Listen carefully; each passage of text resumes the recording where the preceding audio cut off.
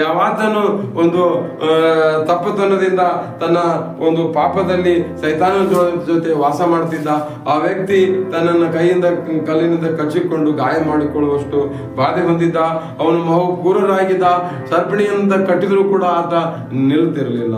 ಅವನು ಮಹಾಪಾಪಿಯಾಗಿ ಆರ್ಭಟದಿಂದ ಕುಕ್ಕೆ ಹೊಡೆತಿದ್ದ. ಬಂದು ಜನಗಳನ್ನೆಲ್ಲ ಧ್ವಂಸಗೊಳಿಸ್ತಿದ್ದ. ಯಾವಾತನು ಅವನನ್ನ ಹತೋಟಿಗೆ ತರುವ ಶಕ್ತಿ ಇರಲಿಲ್ಲ. ಯೇಸು ಸ್ವಾಮಿ ನೋಡಿದ ಆ ಕ್ಷಣ ಪರಾತ್ಪರನಾದ ದೇವಕುಮಾರನೇ, ಇಲ್ಲಿ ಬಂದೀಯಾ ನೀನು? ಇನ್ನೊಂದು ದಿವಸ ನಾನು ಇಲ್ಲಿ ಇರ್ಬೇಕಂದಿದ್ಯಾ? ಈ ಕಾಲ ಬರೋದಕ್ಕೆ ಮುಂಚೆ ನನಗೆ ಹಿಡಿಯಕ್ಕೆ ಬಂದ್ಯಾ? ಆವಾಗ ಬಿಡಿಸ್ಲಿಕ್ಕೆ ಬಂದೆ. ಆವಾಗ ಯಾರು ನೀನು?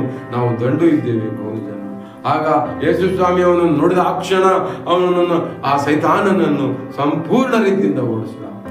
ಅವನು ಆ ಮನುಷ್ಯ ಶುದ್ಧನಾಗಿ ಹೊಸ ಬಟ್ಟೆಗಳನ್ನು ಹಾಕಿಕೊಂಡು ಯೇಸು ಸ್ವಾಮಿಯ ಪಕ್ಕದಲ್ಲಿ ಬಂದು ಕೂತ್ಕೊಂಡ.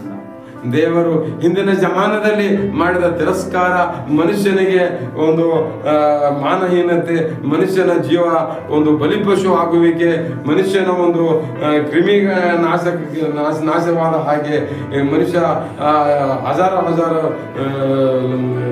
ಪೀಪಲ್ಸ್ ಇದು ಹಜಾರ ಲೋಕ ಹೇಗೆ ನಾಶವಾಗ್ತಾ ಇದ್ರು, ಹಾಗೆ ಇವತ್ತ ಕರ್ತನಾದ ಯೇಸು ತನ್ನ ಪ್ರಾಬಲ್ಯದಿಂದ ನಮ್ಮ ಮಾನವ ಜೀವಕ್ಕಾಗಿ ಕೊಟ್ಟ ಒಂದು ರಕ್ತದ ಒಂದು ಕ್ರಯ come to near my cross. ನೀವು ನನ್ನ ಹೃದಯ ಸನ್ನಿಧಾನಕ್ಕೆ ಬನ್ನಿರಿ, ನಿಮ್ಮನ್ನು